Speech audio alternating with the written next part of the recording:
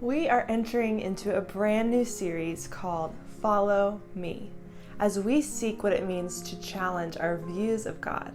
This means that wherever we've settled, we want to push our comfort zones to even greater heights, finding new perspectives of Christ and what it means to be in relationship with Him.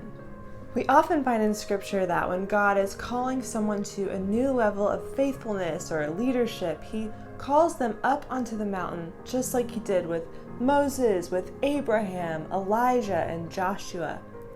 Even Jesus would often walk on His own to seek the Lord far away from cities and other people. We see a repeated theme that we need to go up to the mountain to encounter God, to find a high place to chase a view of God that we would never be able to see before. When we're just sitting around, our brains become lazy, but when we step out of neutral or whatever our monotonous habits have become, and we take a walk, something happens and our minds become focused. They become sharper. We activate different parts of our minds that weren't necessarily activated before. Following Jesus is chasing a high view of God that will not only change your life, but add meaning to your life. Science tells us that walking outside in nature is crucial to our mental, emotional, and physical well-being. We all need a place where we can escape to move our bodies, to rest our minds, and to become refreshed and rejuvenated. The man known as Benton MacKaye, who lived in the early 1900s, knew this too. He acted as the frontrunner for carving out the Appalachian Trail to bring a better balance to people who were living in the rapidly growing cities at that time. He went out into the forests and cut paths and trails so that people could have access to these incredible views in the highest mountain peaks. Over the next 10 weeks, we will be using this illustration of a hard journey through the mountains to better learn what it means to seek after God and what our job as trailblazers mean for not only us, but for the people coming behind us. The problem is that we often don't chase the view. We settle in deeply to where we are and don't challenge ourselves.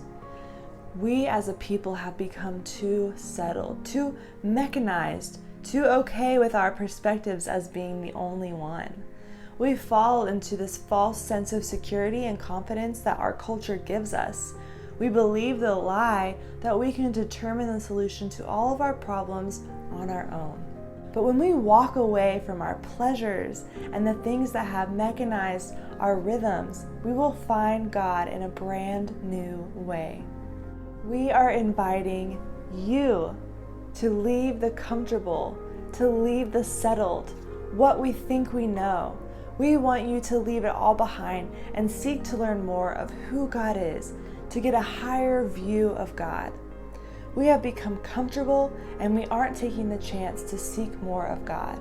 And we want all of that to change starting now. In the book of Isaiah, chapter 6, verse 1, it says, "In the year that King Uzziah died, I saw the Lord sitting on the throne." Now, this is a time in Scripture of political unrest. Everything that people have put their trust and faith in has collapsed. I mean, the king that they're literally looking to for guidance has died. But Isaiah, he chooses to look to God for his perspective, and he sees Him sitting on the highest and most holy throne, way above these other things. He sees that the true kingdom is still intact. In this moment of fear and confusion and discouragement, Isaiah instead experiences God in a brand new way. He's refreshed, he's joyful, he has a hope. In the same way, when we're outside pushing ourselves physically through the trees to see a beautiful view, once we see one, all of our pain and frustrations will be forgotten. When we see one mountaintop, we often crave more. It's addictive, and Isaiah wanted more. So will you settle for a low view of God or a high view of God? Here at South, we want to experience life transformation of the mind and soul. We want to long for a relationship with Christ in the same way that He longs for more from us. And we want to be willing to use our strengths and talents in different ways. God can weave our gifts together and use our congregation for mighty things. So where are you today? What is your perspective? A high view of God elevates God and seeks to surround others with His love, regardless of what they can do for you. You are seeking God's preferred future for yourself and others. A low view of God elevates yourself at the expense of God and others. If you have a low view of God, you are seeking your preferred future for yourself and others. Just like McKay wanted to trailblaze for people to be able to reach the mountains, we must also cut out a path for those coming behind us. It took him 20 years of planning and strategizing to carve out those trails. Let us strategize as well so that we can grow and get to the high place, helping others find their way up to the mountaintop. As we go on this journey together, here is a hack for thriving on the trail. You must know that prayer changes your perspective. Just like chasing a literal view amidst the trail can change the way you see things, praying for the Father's will and leaning into His voice will change you. Pastor Chad provided us with a morning and evening prayer that we can use as we practice, which can be found in the digital bulletin online.